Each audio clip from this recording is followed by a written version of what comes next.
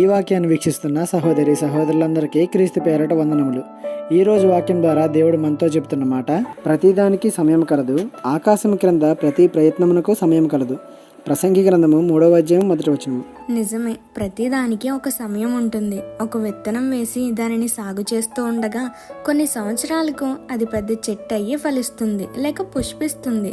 అది ఏ సమయంలో ఫలించాలి అనేది దేవుని నిర్ణయంపై ఆధారపడి ఉంటుంది.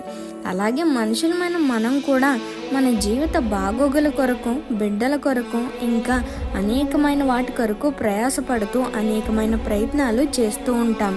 కొన్నిసార్లు ఎంత ప్రయత్నించినా మనం అనుకున్నది జరగకపోవడం వల్ల ఇంకా ప్రయత్నించడం మానేస్తాం. కానీ ఇక్కడ వాక్యం సెలవిస్తుంది, ప్రతి ప్రయత్నానికి సమయం ఉంది అని. అంటే మనం ప్రయత్నించే పని నెరవేరడానికి సమయం ఉంది. కాస్త ఓపికతో ఎదురు చూస్తూ ఉండాలి. నీ జీవితంలో ఏ సమయానికి ఏం జరగాలి అనేది దేవుని నిర్ణయానికి అప్పగిస్తే నీ ప్రయత్నాలన్నీ సఫలమవుతాయి. లేదు అని నీ సబుద్ధిని ఆధారం చేసుకుంటే మాత్రం నువ్వే చిక్కుల్లో పడతావు. జాగ్రత్త.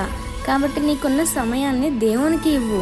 నీ జీవితంలో ఏ సమయాల్లో ఏం చేయాలో దేవుడే చూసుకుంటాడు. ఈ చిన్న సువార్త పరిచర్యలో మీ సహోదరులు. God bless you. ఆమేన్.